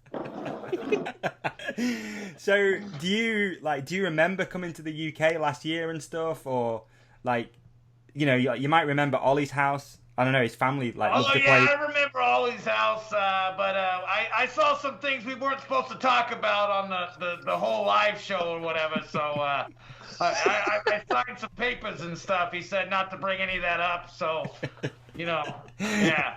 He's pretty tight on the old mince pies, though. Is Olly? I reckon. Yeah, it was really awkward. He's got a nice set of cheeks, though. I'll give him that. Oh man. So what's going on, man? What's going on, Santa, dude? Like, obviously, Christmas seems to be pretty much cancelled here. London's just gone into tier 4 today, which means people aren't going to be travelling around for Christmas. So what's the vibe with you, mate? How's Christmas shaping up? Well, I don't know if you guys can tell by looking at me, but I'm definitely on the high risk list. All right, I'm fat and old, and usually shit faced. So I'm pretty much social distancing from all you selfish assholes in the North Pole. I'll be hanging out there with Mrs. Claus, possibly the girlfriend. Who knows? I don't know. But yeah, I don't want to get this shit. I don't care who doesn't want to wear a mask. I don't want to risk it. So yeah, I'll just get shit faced. You spoiled ass kids can get some shit next year. That's all I can do for you. You know what I mean? Yeah. So you're not doing anything. You're not delivering anything at all. Nah, let Amazon take care of that shit. They're so much better at it anyway. These fucking elves are getting lazy as shit. They start trying to unionize and shit. It's like, fuck, just find a job somewhere else, get something in China. You know what I mean? China's doing it better, Amazon's doing it better anyway. So shit, let those guys figure it out, you know? Yeah. I can't imagine there's many jobs for elves. Shit. Yeah. It must be hard to get a job if you're an elf, though, right? It must be super tough. Maybe. Oh no, you can get a job anywhere. Fucking, Amazon's hiring them. Fiverr. Yeah. Yeah. You can go on Fiverr, I guess. Oh yeah, Fiverr. Yeah, you can definitely get on Fiverr. So, Ollie, is there anything you've ever wanted to ask Santa? Because we have him right now. He's a little loose, but we've got him. Things are on a slippery slope. I've got so many things to ask, but honestly, I'm starstruck, dude. What can I say? It's thank you. Hey, do you condition your beard? Because that thing is in prime condition. That is nice beard. That is a good beard. Miss Claus must be hooking it up on that thing. Don't tell anybody it's a wig. It's a beard wig. It's not even mine, but it looks legit, huh? Looks real good. Ho, ho, ho! Look at that. Father Christmas styling. I had a question for you, which I was thinking about before. You go to all these people's houses all year. Well, not all year, mainly just on one day. But is there anyone's house that you're going to miss going to this year? Any like celebrities or anything like that where you like to go into and maybe take a little cheeky peek? Probably Natalie Portman. Yeah, I'll miss going in there. I lost a few hours of last Christmas Eve in there. It was nice. It's a nice place. Yeah, that would probably be the worst one. Yeah. Yeah, I'd kind of miss Natalie Portman's house, and she makes some good cookies. You know what I mean? Yeah, she's got good. Yeah, I feel you, man. I feel you. And what about Christmas 2021? Do you think we're going to be, are we going to have it again? Are you going to be out doing your job? Like, what's going on? I can't contain myself. It's fucking crazy. Shit, I don't know. I'll probably fly around, look at shit. Me and Mrs. Claus, we kind of got this shit where we're going to just fly over houses and throw shit out of the sleigh. That way we can stay a safe distance from this COVID shit. Because I'm not getting vaccinated either, because that shit's scary as fuck, too. So we're just going to throw presents out of the fucking sleigh and shit, and fuck. Christmas will probably be over in 5 years anyway. Who the fuck, it's like, come on. Yeah. Amazon, I'm telling you, Amazon's going to buy me out. You're heard going it to here get first. shit from Amazon, from Santa. Amazon ruined Christmas. You heard it here first, man. The big man's out of a job.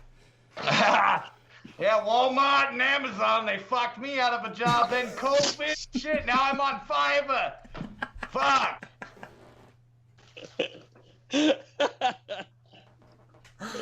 Oh, dude, God. I can't do it anymore. This is fantastic. What a dream come true. Look at him. Oh, and he's neck nominating that beer, isn't he? Neck nominated. Yeah.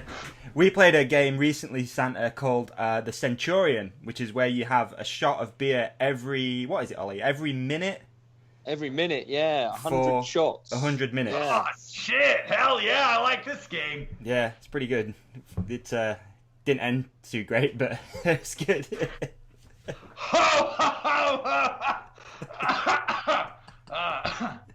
Don't worry, it's not Corona. I got the test the other day. I'm good. It's Yeah. just a cigarette. Ollie had it already anyway, so he's good. He's got the antibodies over there. Oh shit! Yeah. I'm still on the fringes. I've not had it yet. I've still managed to fight it off. So, oh man. So, wow. I mean, I don't even know anymore, to be honest with you. This is kind of nuts. So, I'm just. So, what are your plans though, Santa? Like for Christmas? Do you have any more plans? Are you just going to be chilling or what? Right now I'm doing a live stream show. That's it on Christmas Eve. I'm taking messages. I have my voicemail getting filled up with all these assholes crying about all this stuff. They didn't get a pony, yada yada yada. So those guys calling in and shit. That's all I'm really doing. Then I'm just gonna hang out with Mrs. Claus. Maybe the girlfriend. I don't know. The North Pole. There's not a lot of shit going on, so. if I'm not going around the world, I figure, I might as well walk around, maybe try to get my steps in, Yeah. and then get shit-faced. You Yeah, know what I mate. mean? Makes It's been a total long haul sense. for me. It's time to retire anyway. Thank you, COVID. Just the money sucks. And then that asshole, I didn't get on the stimulus either. So, I'm all screwed up here in the North Pole by myself anyway. So, no, that's why I'm doing Fiverr. Yeah, I feel you. I So- feel you. But the hustle seems good at the moment, right? People are wanting messages from Santa, whether you're shit faced or not. People still want it, right? Yes, it's easy too. I just yell at the camera for 30 seconds, and then they give me fucking $5 to $10. It's like shit. I don't have to fly anywhere to do this shit. It's like between that and Uber Eats, it's like where the fuck does anyone get out of the house at all? I'm making fucking bank. Next thing, Mrs. Claus is gonna start one of those fucking Etsy, and then we're gonna lie to the elves and say it's for charity. Is she not on OnlyFans? Hey, shit. Is Mrs. Claus not on OnlyFans yet? No. No, we tried that, and they paid us to take her off there. So apparently, it was a little weird for them too. So, now they know what I'm putting up with every night, though, and why I have the girlfriend. So. Man, I know. All right, bro. Well, I think it's probably time we let you go. You're probably busy. You're probably not. But in the actual, if anyone wants to get a message off you, though, it's pretty easy, right? You can just go to Fiverr. You find you on there, and when this episode on comes Fiverr, out, you just type in "drunk Santa." There's some other asshole on there. Scroll over. I'm the guy with the huge dick. You can find me real easy on there. And I'll give you a really shitty message. It'll probably piss your family off. So, it's a worthy $10. And then I think there's a reach around in the add-ons, but you're just gonna have to fucking bum one of those off of your friends, But yeah, it's a real good message. Really piss off your family. We get a lot of hate mail after each message, so Yeah. warms my heart either way. I feel you, man. I feel you. Yeah. I feel like this could be the highlight of your career, I reckon, here, Ollie. Right? Oh yeah, it's teetering, and I see it fading out real easily. Yeah, it's like one of those almost nutted but didn't nut kind of deals, Shit, Wow. All right, bro. Well, you have a drink. There'll be a link in the show description for people to find you if they want to get their own personalized message from you. We're going to promote the shit out of you. You've done an amazing job, Santa. I know you're a busy guy. Maybe not. Oh, thank you. And thank you so much, man. You've absolutely killed it. So thank you. Thanks, Santa. From what do you assholes call it, Father Christmas? Here I am, ready for your messages. Leave a message. Thanks for having me on here too. Mate, our pleasure. Honestly, thank you for coming on. Super secret, all right, Ollie? I won't tell anyone else about the time I caught you in there naked in the tree looking at me weird. So it's completely between us. So You've got a secret with Santa. How about that? Secret Santa. Oh, sounds like another page. That's what that sounds like. Or only fans, whatever the fuck you call it. All right, man. Happy Christmas. Merry Christmas, Santa. Have a great time, dude. Merry Christmas! Ho, ho, ho! Okay. Okay, Nice, thanks. nice. Thanks for that, Santa. Hopefully, if you're still listening, it was a good section. It could have been a Brilliant. shit show. I'm looking forward to it, or looking back at it, Look- it was great. yeah, Depending exactly. on how we want to. Yeah. So if you're listening, we haven't recorded it live. We're doing it separately with Cool. with Santa, who is actually quite an interesting guy, which I'll tell you about tomorrow. Perfect. So, do you have any travel tips? See, travel tips are tough. I would say. No other than avoiding a pandemic. I've been to Indonesia and I've got COVID-19. So I would say my travel tip at the moment was don't do that if you are worried about getting the illness that we're talking about a lot. It's not. I guess what made me think was like all of those airports have all of these different people coming from all different locations. So just the chances of you getting it are way higher. That's why the quarantine thing is in place. So. Have you had any? I was going to ask you this. Have you had any like I told you so messages Dude, yeah, that's so true, isn't it? Because before I went, so many people were like, "Fucking don't do that." but really, I wasn't going because I thought, yeah, it's not. I actually kind of have never really. I haven't really tried to not get it. Yeah. I've tried to not give it, if you know what I mean. Yeah. Like I don't care about getting it. Understood. In a way, I'm kind of quite pleased that I got it now because it's been quite a. It's done. It's kind of funny, isn't it? I don't know. It's a good ending I to didn't give it to anyone. the story. Even the person I lived with, I didn't give it to. So I'm obviously a useless super spreader. But yeah, good end to the story indeed. So I don't really mind. Yeah. I don't really mind that I had the dreaded Rona. All right, we'll skip the travel tips then. Top Track. tunes.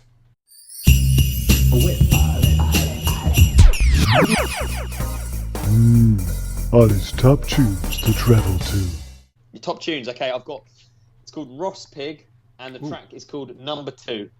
So it's Ross Pig with 2 G's at the end. What sort of vibes are we talking from Ross Pig? What we Quite different Yeah? because I feel quite conscious that I listen to a lot of hip hop, so Ross Pig's a little bit more electronic. I don't Okay. normally like guys singing with their eyes closed. I find it a bit creepy, but this is quite guys singing with the eyes closed.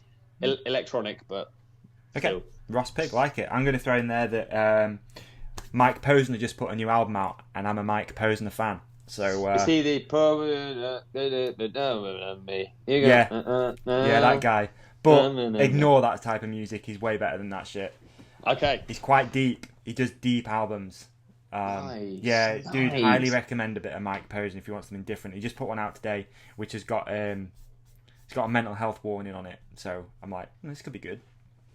He's What's cool, it man. about? Fuck knows. I'm gonna go deep on it later. I reckon. I'm just gonna Nice.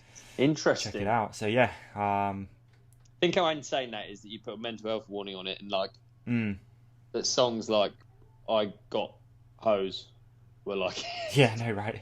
Yeah, you know what I mean, or like, yeah. Most any rapping's Wu-Tang about album. killing people. yeah, as well. it's so insane. Yeah, it is. That's the one. Anyway, okay, so my next top track, which is actually a bike track, which is another segment that we do, right? Oh yeah, Trail of the Month. Rejoice, for it is Olly's trail of the month. Trail of the month, and in with the intro. All made by Soundwarper. Christmas Yes. jingles. Sam Walker's the man. Anyway, my trail of the month is actually one on my doorstep. It's SB Bike Park. We've been going up there doing some more work on the sand trails, and to be honest, with this amount of rain, it's been great to have the dirt jumps firing. It's also been great to see all of the young guns up there and an increase in the number of shovels that are being brought to the trails. I'm being positive. We're going to get through this. We're going to have a good set of trails by the end of the winter. Amazing. That's sick. That's awesome. Good. I like that you've been spending more time up there, but I'm also super jealous that you have it because, again, up here, the only dirt jumps we have, and I don't have a dirt jump bike at the moment, but they get very wet and they're not rideable at all in winter. It's just not. It's not even a thing. We're so lucky, Yeah. So we don't even have it up here. Like we literally, if you want to ride dirt jumps, it's tough shit. So yeah. over our way, we have S4P in Milford. We also have, I guess, where I went to yesterday was Chicksands, which is a sandy Amazing. spot. It's so lucky to be able to go somewhere and ride when it's this boggy. And then there's also Woburn. Yeah. All of those spots are like legal spots, and you pay to ride. And well, apart Did from you ride S4P. Woburn? No, I didn't ride Woburn this time. I'm looking forward to heading up there, riding with Jono soon, sometime. Yeah, and I've Matt, got hopefully. a teaser. Got the boy King of Spades coming on the podcast next week. Oh, nice, good stuff. Sam Johnson. That's I it. tell you what, Sam's an incredible rider, and he's from my era of competitive dirt jumping. And he had a great style back in the day. Top Sick. bloke. Amazing. Yes, coming up. I've just had I'm going to do another plug because why not? Because I can. Why not? Yeah. I just had a nice text message. So earlier in the year, my friends and I we shot we shot a segment for Saving Lives at Sea, the BBC documentary Oh, yeah, show. yeah. So I just got a date now when it's on. So if anyone No gives a way. shit, Thursday the 14th of January at 8 o'clock on BBC Two, you're going to see me and my friends. Drowning. That's pretty mate, cool. Brilliant. Excited for that. Well, good. BBC Two. Good stuff. Look forward to seeing that big time. Yeah. Did you get any merch in there? Any Hook It merch in there? I can't remember what I wore. I don't know. I don't think I'll manage to get a plug in. You know what? damn. You know what? In all, actually, they are using part of the podcast for it, so that'll be pretty cool. Nice. Yeah. What, Because we did the podcast talking about that experience, me, James, and Alex, when we went through it, and it went really Amazing. well. Like it went like crazy viral, went all over different RNLI stations and whatever. So yeah, they've used parts of it apparently. I had to sign Brilliant. off the other day and send them the stuff. So yeah, anyway, interesting. Oh, well, good. So we got that coming up. Look forward to that. What else we got going on? There's Christmas. There's Christmas is going on. That's coming up. Look forward to that. Yeah, I am looking forward to that. So I'm just looking at, I wrote a few things down. So we've done that. Before we do some listener questions, are you a New Year's resolution kind of guy? No, I'm not. I'm definitely like the idea of self-improvement, but I try and seek that as much as possible. And I do think about that a lot. Try and be better at stuff a lot. So I do like that people do it, but I don't have do you know what? You don't I have like a about routine them? to go through or anything. No, what I don't like about them is where they're not sustainable. Like I prefer to make changes that I can actually keep up and that actually change my life, not ones that I do for a month and then fucking sack off. Like it always annoys me in the gym. Like it gets super busy after.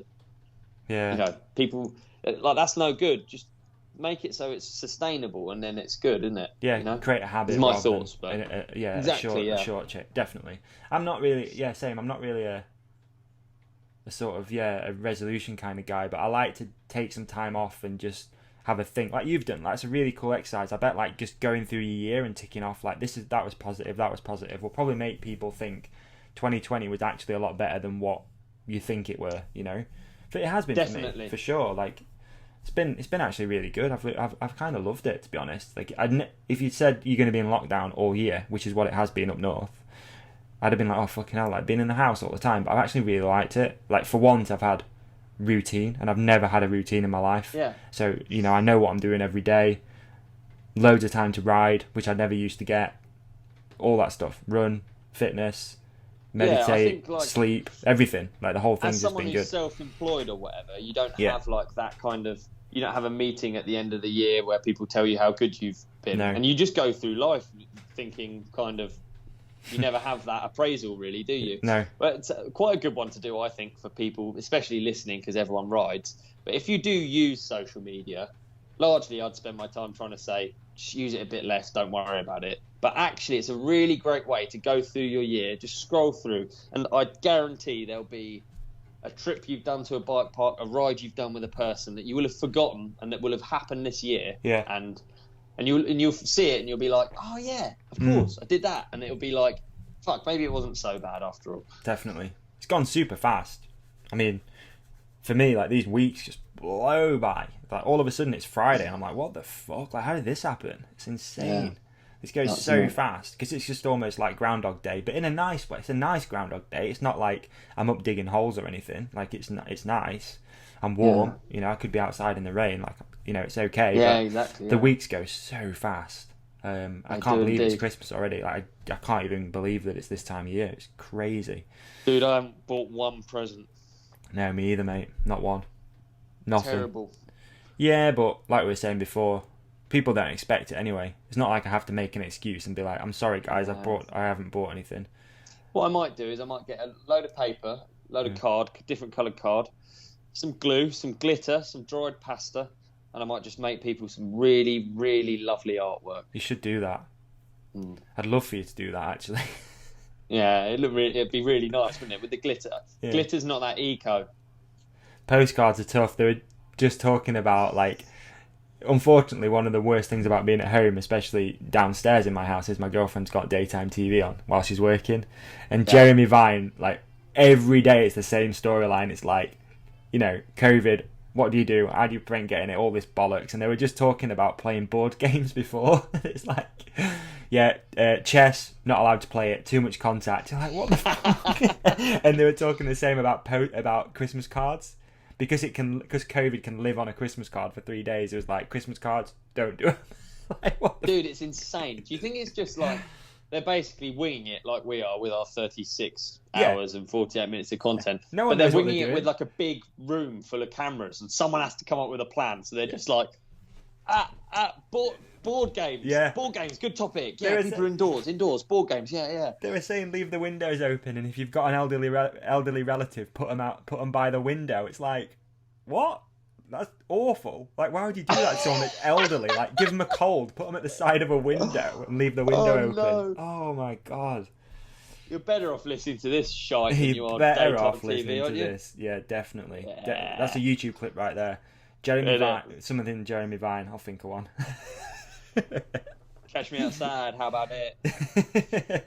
We got quite a few listener questions, so I thought we could do some of these as well, man. And then we'll Let's do it. look towards wrapping up. We've been doing this thing a long time again.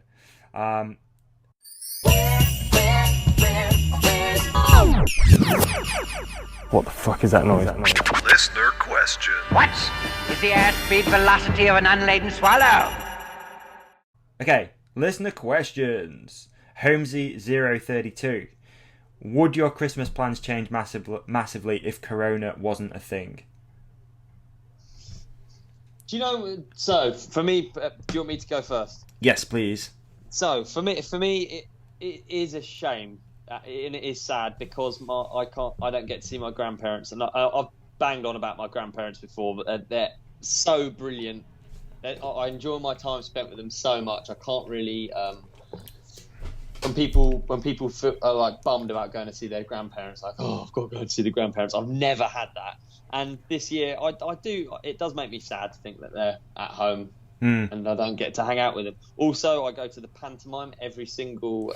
No, you don't. Every single year of my life, I've been to the pantomime with my grandma, and it's so funny because it's like my lovely grandma takes out, and my mum, they take out all of like me, Oscar, Henry, and Lucy. You know, all of these like, Oh no, they're they all didn't. basketball players. I'm a bike rider. Lucy's here. Like, it's the weirdest thing. Like, the pantomime is made for children, and we're just there at the back, like with Barbie. It's brilliant. That's sick. So we've not been able to do that this year, and I've done that every year of my life. Yeah. So that's a shame. But Maybe you could just do like a virtual one, or I don't know. yeah, There's probably going to be a pantomime, virtual dude, pantomime. That'd be tough. That would be Be tough. tough. That would be tough. What? But yes, what Is about you? has Has your it brother changed got any for you? basketball games over Christmas where we can get the listeners involved in? Oh, mate, that'd be wicked, actually. Yeah, so he's playing for the Worcester Wolves. I think they've still got one game left, and they're all streamed live. The BBL is still running. British Basketball League is still running live on YouTube, so they have So you can each just and every watch it. game. You can just watch it, yeah. Oh, let's get people involved, man. I plug them when I can, but he had a strong game the other day. Henry did. It was wicked, really good Yeah, fun I see. to watch. That, yeah, they won against Plymouth. Yeah, and Henry hit some big shots, important shots. So It would be sick if we could get people to watch it, like, because we're not going to be doing anything else over Christmas. So true, get it's true. people in the All right. comments talking. You know, let's give Henry some wicked props. idea. Really, really good idea. Yeah. So okay, well I'll find out, and maybe we can put it in the description below. I'll find out when the date is. 100% in the. But basically, it's the Worcester Wolves YouTube channel. It's in the That's where description it'll be. below. There'll be all the dates for Henry's next game. We're going to meet as a podcast family, and we're going to watch a game of basketball. Oh, fantastic! We could do a watch along. Oh, it's too much. Dude, here we go. Here we Good. go. Get some Henry merch on store. Okay. Need to. You should totally just rip there. No, that'd be awful. Just do like a. Of course, I'm going to wear some Henry merch when we do the watch along for sure. There you go. But you should do like a merch store T-shirt, Henry merch. Just do your own. I should. I will. In fact, fuck it, he's my brother. I'm allowed, aren't I? Yeah, fuck you it. just put like his name on the back and shit. Whatever. I'll give him a $5 at Christmas. Shut up, Henry. Yeah. Oh dear. I think this is kind of aimed at me, but we'll see. What's your dream guest for 2021? You reckon you could land? Yeah, who is that? I'm interested in that. I'd love to. Dream guest. Yeah. Good question. Because I think for people that listen, not only is Davey a podcast host, he is also a definite podcast fan. Yeah. And and probably one of the reasons why we got on a long time ago and why I did your podcast was that I'm also a podcast fan, and that was just common ground to talk. Yeah, about definitely, with, definitely. wasn't it? Did you notice that Brian Callen's back doing some stuff on YouTube? Have you noticed that? I didn't notice that. No, I thought he was Patreon only. He's gone back on YouTube. So Excellent. Big fan of Brian Callen. yeah, same. As for dream guest, mate, I've had so many dream guests. There's a few out there that I still want to. I mean, I'd love to sit and chat with Travis Pastrana, although I think it'd be awful because there's just too much to talk about. Like, where do you start? Yeah. Where do you start? That latest Jim Carney just did. I don't know if you saw that video, but fucking hell. Oh my god, dude, it's well worth Wicked. watching. You know the Ken Block Jim Carney that they do? Yeah. Travis Pastrana did the latest one. It's insane. Right. It's nuts. I don't know. You know what? I don't know. What about throughout history? This is a good one. So you could pick like Hitler or Elvis or something, or Tupac. Hitler. Hitler would be good. Man. Hitler You'd would be like, good. Dude, what's your deal? Yeah. Chill. What's your deal? What was that all Stop about? shouting. Stop shouting. You should have been an artist instead. Like, that's what Yeah. you should. Because did you know that about Hitler? He was a painter, but he didn't end up pursuing it. He went down the politics route instead. Dropping bombs. Oh god, what was the question again? About guests, weren't it? In over time, yeah. Throughout time, yeah. Travis Pastrana is Elvis, someone I think. currently I'd like to stands. sit and talk to Elvis. That'd be cool. My dad's a huge Elvis fan, and I'd just get my dad in on it as well and be like, "Yo, Elvis is here. Ask away, mate." Sick. So yeah, Nice. it's a dream guest for 2021. Not Elvis, but it's probably Travis or someone like that. Nice. Good. It's funny actually. I don't really plan these things as people probably guessed. Like I don't plan who's coming up. You know, like I said, Chaos is coming on in January, hopefully. But other than that, I don't really plan too much. 0160. What present do you want to see in your sack? The gift of life. Honestly, I don't want anything. Like, if I was to have any present at the moment, fuck, what would I have? Just looking around, I'm like, I don't really need anything. I'm doing the same. I don't want anything. I might do a better podcast setup, which is something that we're trying to do anyway. Here we go. Boom. Okay, so I'm going to have maybe do a bit of work on my backdrop. Maybe do a bit of work on the quality. Maybe I'll have a camera actually recording me. Yeah. Maybe I'll have like a microphone, like a really good microphone or something that I could talk into. You mean the one that you own that you don't know how to work? Yeah, maybe I could just plug this thing in. Or at least just have it there. Yeah, exactly, yeah. So, yeah, that would be my present. Yeah. I'd do something similar, actually. You know, I'm lucky enough to be getting a new GoPro soon, so that'll be sick. I'm looking forward to actually using it to make cool stuff as well, or what I think is cool. A GoPro, please, would be nice. Rex Davis Bikes. When can we see Lesbian Tourist, Ollie? I do look like a lesbian tourist. I actually don't know. I'm excited to see it myself. I haven't heard anything, so Amazing. We shall see. But don't you worry. I think realistically, if anyone's going to see it, it's going to be the Where's Ollie podcast listeners. This is a good one. At Hardtail Mountain Biker. Ollie, what do you want to do in the future? ? So let's talk Just short full term. stop. 2021. What do I wanna do in the future? What's a goal? I know we said you don't really have any resolutions or anything, but do you have a goal for 2021? Is there anything on the horizon? And then long term. So I'm still I pretty much live in the present still, which is something that will have to change at some point because it means I'm often late for appointments and I don't maybe have my shit together as much as I should. But I think for 21, I still enjoy riding that much that I can be happy with that alone, and that's really important to me. And there's still parts of the world that I haven't seen. So I think that's it, really. It's quite a broad one. Okay, that works. That's good. That works. And what about long term? Is that similar? Long term, I struggle with long term. I mean, I like that. At some point, it'd be nice to make some money. At some point, it'd be nice to reproduce. Dude, I know that Bali, that trip to Indonesia was decent. I know. You need more of those. You need one of those a month. I need more money. I need to reproduce, and I need to. Maybe I should maybe I should remember how to do tricks. Oh, that was interesting. Actually, I really did some tricks that I probably haven't done for 10 years. So maybe I should bring back some old tricks. I did a knack and a suicide, and honestly, it's been 10 years I've worked out since I've done either. Really? So you flip more than you do suicide no-handers and knack-knacks? Yeah, because it's just like, half the time if I flip, like flipping that e-bike, I don't really want to do it. Yeah. But I just do it because I know it's a thing. Like, you know what I mean? Like a 360 feels fun, or a whip feels fun, so I'm always going to do them. Yeah. Whereas like a fucking tail whip, you can forget a tail whip. Like I did them when I was younger, but there's nothing fun about that for me. No. Dude, it's like knack-knacks and no-footed cans, best tricks. There you go. In my opinion. There you go. Knack-knack, dude, pulled properly. Or just, I mean, obviously I'm still a whip. I'm just a whip fan. Yeah, but it feels good. That's feels the thing. good. You're not scared. It just feels good. But you can you can make it scary, and I think you can't go wrong. No, I agree. So there you go. There you go. At Richie Biker, what's the best bike related present you've ever received? Probably a bike. When I was younger, probably a bike. Yeah, I can't remember what. I think I got a frame when I was younger. Sick.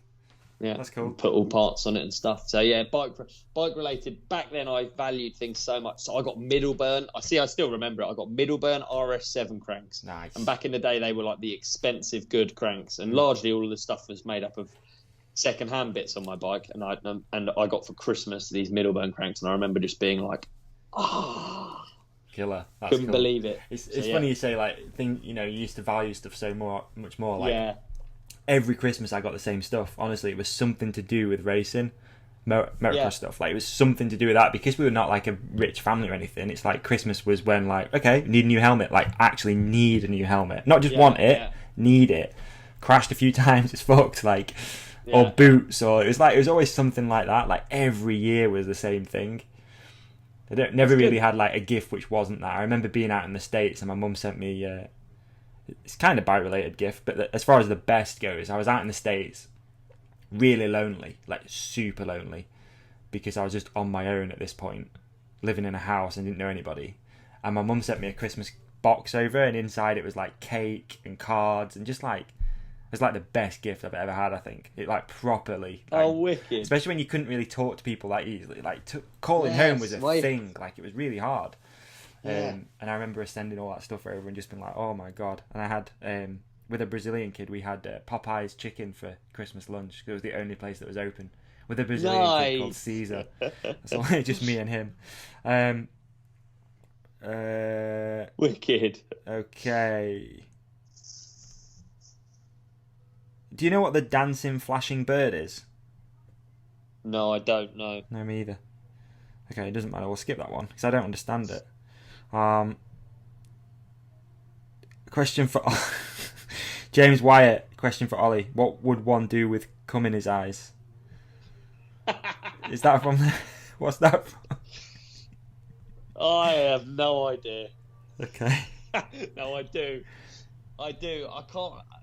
I tell you, James works with me at Upgrade Bikes, and I tell you what, we've got some in the creative office. We've got some interesting songs get sung, and get repeated. We've got some pretty out there brains in that room, and and James is one of them. So he has to put up with some really weird stuff gets sung.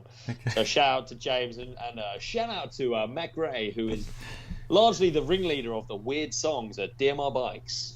That's amazing. That's amazing. I am Ed_MTB. I'm training to be an accountant and find my job miserable, but love mountain biking. Is being a pro all fun? That's definitely for you. Definitely for me. With anything, I think. Do you know what? The biggest thing I'd say about being a pro is that you're mixing your favourite thing with work, and most of the time it works out fucking brilliant. And I couldn't be happier. I've got no complaints. But it is a risk, and it's a difficult balance to get. And if you take your favourite thing and add money and add expectation and add responsibility and blah blah blah, you could make it not fun. So I've always that's always been right at the forefront of my mind with biking. It's why I don't race, dude, because I don't enjoy it, and I don't. Why would I make that part of my job? I'm then making the fun thing not fun. So yeah. So definitely, there's more to it than you think, and yeah, it's about finding the balance. I think always in life. You know, this is pure kind of off topic, but you know, we've been talking a bit about YouTube and stuff. Do you think there'll ever be a bit of a sort of, not a battle as such, but like if most of your friends are vloggy, close friends, like Bren, Deeks and that, do you think it'll be tough to be like, well, who's going to vlog this day? Because yeah, well, I just went to Chicksands and there was so it was yeah, me, Bren, Pilg, Bernard, Sam Reynolds was there, but he wasn't vlogging, and Brendan. Like, there was so many people, all like, and you're all trying to get. I don't know. I'm lucky enough. Again, I've tried to make mine somewhat sustainable, that they're not like, "What's up, guys? Yeah. Okay, we're here today." Like, I try and just cover what's going on, and maybe it'll be funny, maybe it'll be good, maybe there'll be, along the way, maybe it'll be good. Yeah. Whereas I if I was more YouTubey and more presenty, I think it'd be really difficult. You're right. Yeah. Yeah. Interesting. Really interesting. Got a good one on Facebook too. Paul Richards, what have you learnt this year? ? About you and those around you. I've learnt that I can feel lonely even when I have family around me, and I don't even like people very much. I've also learnt that my missus is amazing, and the very few friends I have for important reasons, and struggle not being around them. Good question. Yeah, really good question. And I'm with him on a lot of things actually. Yeah, I think it's easy to feel like you don't like people, especially now. Like, there's so much weirdness from this whole pandemic thing. Definitely, I think there's going to be a lot to learn for loads of people. A lot of takeaways, mate. A hell of a lot of takeaways. It's been interesting to have, for me, like, I wouldn't say a friendship call, because a lot of them listen to this, but like, more... shouldn't have said that. I might edit that out.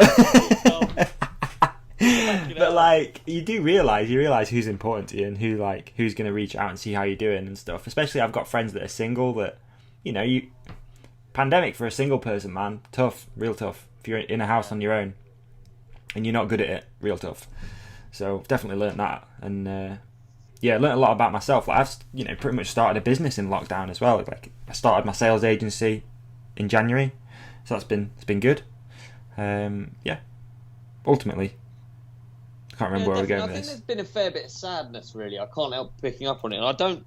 Yeah. I feel aware that I'm quite bad at dealing with. A part of being positive makes like a lot of negativity quite difficult. I find it quite hard, and it does rub off on me. And it makes me realise I do run on momentum, which maybe isn't safe. Yeah. Sometimes. Yeah. If you know what I mean. Yeah, totally. It was. I think actually probably a lot of people. Sorry. No, go on. I think probably a lot of people will feel that way. Like, everyday life happens so fast, and you are running on momentum. You are like especially say for you, you were driving around the fucking country, all over the place. You're doing all of these things. You didn't even have time to think about whether you were happy or sad or this or that or successful or unsuccessful. Like, as soon as you're stuck there staring into the abyss, I feel like a lot of people fucking run on momentum, really. Totally. I think it has been one of those years where hopefully people look at it like this, but you've been gifted this time to really think about that shit of like, right, how happy am I? Like, the last question from that dude about finding his job miserable. Like, this is the time to really think about that shit then and be like, right, if you find your job miserable, chances are you're going to do it 8 to 10 hours a day, so you want to try and switch that up a little bit. I put that thing up on Instagram stories the other day. I don't know if you saw it. It's called the Quadrant of Potential, and it's like this table, and it's about, I wish I could find it.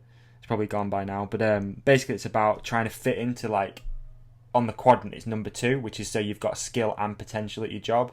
No, skill and passion. Skill and passion. So you're passionate about it, and you're good at it. And you're good at it, yeah. And there's all these other things, like you have loads of passion but no skill, or you have loads of skill but no passion, or no skill and no passion. And a lot of people fit into one of those three, but not the number two. You like passionate. Do you know what I mean? Yeah. Skill and passion. Like you got to try and get into that as much as humanly possible. So to go to his question, as I've already said, I'm not very planny, and I'm not very, what's the word? I don't like. My theories are, if you do something that you enjoy for the right reasons for enough time and you try hard enough, you quite literally cannot fail. And I know that's wishy-washy, sounds like bullshit, but I just think of everything as just like forks in the road. And you're always going to pick the one that suits you a bit more, that, the harder you try, the better you're going to do. It's like all of these annoying things that you see in like motivational Instagram quotes, unfortunately, are the case. So if your job's shit and you don't enjoy it, make it somehow more interesting. So let's say clearly you're a numbers guy. There is a version of you that's working in the bike industry with your numbers skills. Yeah. Yeah. So pursue that, or just like, it could be the smallest change. It doesn't have to be all out, I'm going to be a pro rider or an accountant. They're two very different things. It's very true. Totally. Like it can end up somewhere in between. I think the biggest thing I learned with like graphic design, I did obviously years of graphic design. I still do graphic design, but I probably learned really ultimately that I don't actually want to be a graphic designer. But through the journey, I've learned I'm fascinated by marketing, consumer psychology. Like I can imagine something like that being something I do and I'm good at later on in life. And totally. I wouldn't have known that unless I pursued graphic design. It doesn't take away. It doesn't make it pointless. Yeah, true, man. The Buddhists call it the Dharma, like finding your Dharma. Yeah, I've read that a lot, but I don't know what it means. The thing that you are most attracted to, basically, like that is your Dharma. That is the one thing that you know that you should be pursuing. And I think I'm really lucky as well that I've made sure that I'm on that path, because I've always been fascinated by brands and marketing. Yeah. And now that's what I do for a job. Like I work with brands and I sort of do marketing. Yeah. Never been bothered at all about media or podcast or anything like that, but here we are. It's a form of marketing and it falls into my Dharma, which I enjoy doing. So yeah, exactly. You can get on the path. Like you said, there's loads of jobs in the bike industry. It's not being pro. Some of the best jobs aren't being a pro biker. Team managers and stuff like that. Numbers guys. It's about balancing books. And that's what it says it does, right? It's an accountant. So buyers at brands, man, are numbers people. They're spreadsheet people. It's not anything other than that. So there you go. Wow, got all preachy there. Dave Valor just says Merry Christmas. Well, Merry Christmas. Merry Dave fucking Valor. Christmas. I went riding with Dave Valor. Dave Valor listens to the podcast, which I find very strange because he's obviously like a really, really good friend. So I can't imagine him wanting to hear my voice anymore. But DV's the man. It was wicked riding with him yesterday and the day before at Chicksands. He's a full-time dad, and I don't get as much time to ride with him as I'd like to. And so the last 2 days we've been biking shitloads. So sick. Happy Christmas to you too, Dave. It's like a radio show. It is, isn't it? I'm just trying to find another one. So shout out to Dave Valor. That's right. Lewis Craik, what does Ollie not want to find in his Christmas stocking? Fucking plasticky shite, plasticky bits and shit, and have people look at me whilst I open the plasticky shit and have to pretend that the fucking shitty plasticky litter crap is of use to me. I don't want anything like that. I don't want anything of monetary value. One of the last things I'd want is some bullshit fucking watch that's worth supposedly loads of money, because then you have to act like you actually like it. I'd be pissed off with a fucking Rolex and go fuck yourself. I'd just sell it straight away. Yeah, I'd sell it actually. Yeah, give me a Rolex and I'll sell the shit out of it. I'll sell it under market value, because what is market value? It's bullshit. And you got anything? Shit, I wouldn't like to actually have human feces in a stocking. That I think would be bad. A foot. I'd hate to find a foot in a stocking. That's so... A foot in a stocking would suck. Yeah, severed foot. Yeah, severed foot would be awful. That's pretty much it. Any form of like sort of gone off food just in the bottom, like an orange. Maybe it's been there since last year. Like that. An orange from last year. It'd be pretty weird for someone to put a severed foot or gone off food in a stocking or human shit. But you never know. You never I imagine know, all of those in the time that Dog Christmas has shit. happened. Yeah, Dog shit in a stocking would have probably happened. yeah, maybe. If it was inside Probably out have. and it's hanging on your thing, you'd be like, why is it inside out? Yeah. Do you ever think that, like about how weird it is that, like, I don't know, that in the history of the world, if you search for your name, only you come up, or like, I don't know. What do you mean? So You've weird. got like a unique name. There's a lot of like Luke Smiths out there that are just like lost on Google. Yeah, but you can just make it slightly more. You can just say where you're from. So Luke Smith from Rudgwick. Yeah. He's the only one on there. That's so weird to me. Like, True. I don't know. There's loads. What of is the stuff top like that I result find if you really search strange. your name? Or Net for worth. instance, let's make up a hashtag now, and I can guarantee that there are no posts under that hashtag. Do you know what? That's so weird to me that the human brain hasn't come up with it yet. There's still things out there. And Yeah. at some point, it's going to level off, and everything will have been thought of. Interesting. Yeah, it will. Like You're right. Davy's human shit. Davy's human shit stocking. Hashtag Davy's human shit stocking will have multiple posts on it from different people that have thought of it at the same time. Yeah, interesting thought. Weird Funnily thought. enough, I don't think there was very many when I did hashtag Where's Ollie when we first came up with the show idea. There wasn't many on there. There you go. That's weird. That is weird, though, isn't it? Yeah, because it's a good play on words. Like the whole thing, it works. But there was hardly Yeah, anything. and it's on not there. like Ollie's not a common name. It's common as muck, isn't it? Yeah, it is. Interesting thought.